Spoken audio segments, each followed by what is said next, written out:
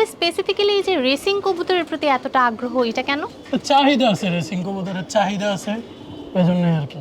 তো এই রেসিং কবুতরগুলোতে যারা আসলে রেস করতে চায় বা টুর্নামেন্ট করতে চায় তারাই বেশি আগ্রহী থাকে। হ্যাঁ। এছাড়া কি শুধুমাত্র পালার জন্য কেউ কবুতর এগুলো নেয়? শুধুমাত্র পালার জন্য, যেহেতু আপনি রেস করবেন না, আপনি শখের বসে পালবেন, তো এত উন্নত জাত বা এত টাকা দিয়ে এগুলা না করে ভালো। আমার মতে নর্মাল কবুতর আগে পাইলা এগুলো পরিচর্যা করা শিখা, তারপর ভালো ইয়েতে যাওয়া হ্যাঁ, ভালো। টাকার প্রসঙ্গ যখন চলে এসেছে, রেসার কবুতর কেনার বেলায় তো একটা বড় দাম থাকে যদি ইম্পোর্ট করে নিয়ে হ্যাঁ, আসা হয়।